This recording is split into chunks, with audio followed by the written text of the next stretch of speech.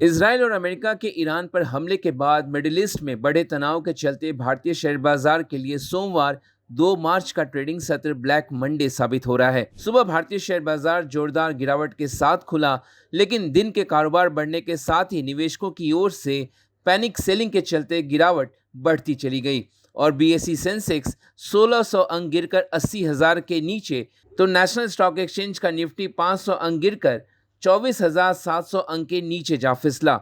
निवेशकों की बेचैनी बढ़ती जा रही है।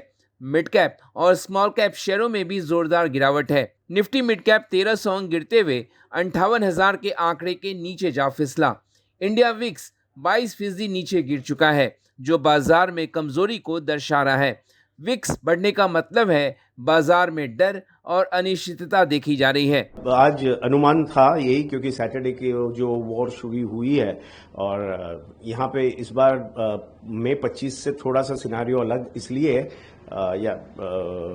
कि यहाँ सिर्फ इजराइल नहीं है, यहाँ यूएस भी इन्वॉल्व है और उस वजह से अनुमान लगाया जाता है कि मंडे को मार्केट्स जब भी खुलेंगे तभी नेगेटिव खुलेंगे और यही हुआ है। इस गिरावट के जद में बैंकिंग, ऑटो, आईटी सेक्टर सभी आ गए। ऐसा कोई भी सेक्टर नहीं है जो लाल निशान में कारोबार नहीं कर रहा है। इस गिरावट के चलते निवेशकों को 10 लाख करोड़ रुपए का नुकसान हुआ है। बीएसई पर लिस्टेड स्टॉक्स का मार्केट कैप गिरकर 453 लाख करोड़ रुपए के करीब जा लुढ़का है। बाजार में आई ये गिरावट की वजह मिडिल ईस्ट में शुरू हुआ युद्ध है, जो खतरनाक मोड़ ले रहा है।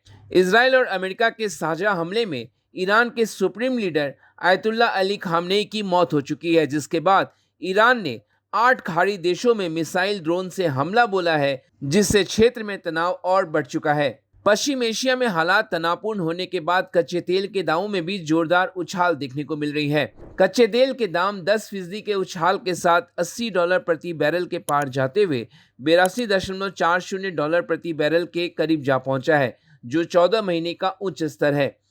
कई इंटरनेशनल ब्रोकरेज हाउसेज ने कच्चे तेल के दामों के $100 प्रति बैरल पार जाने की भविष्यवाणी जताई है। ईरान ने स्ट्रेट ऑफ हॉर्मुज से जहाज़ों की आवाजाही बंद करने की बात कही है। दुनिया के लगभग 20% तेल की सप्लाई इसी रास्ते से होती है और भारत का 40% से ज़्यादा कच्चा तेल इसी रास्ते से आता है।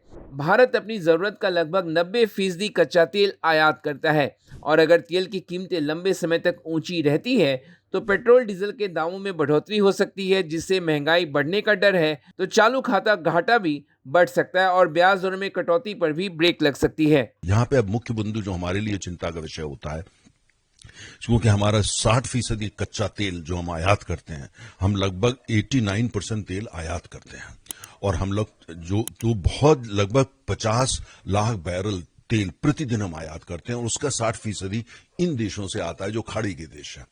तो अगर स्टेट ऑफ हॉर्मुज, जहां से सारा तेल का आवागमन होता है, जो एक चोक पॉइंट है, अगर ईरान उसको बंद करने की कोशिश करता है तो युद्ध बढ़ेगा। तेल की कीमत बहुत ऊपर चली जाए, इतनी ऊपर चली जाए कि वो नुकसान करने लगे, उसके लिए थोड़ा लंबा, अगर ऐसा 1 महीना चलती है तब बड़ा नुकसान होता है। इसराइल, अमेरिका और ईरान के बीच युद्ध का असर करेंसी मार्केट में भी देखने को मिल रहा है।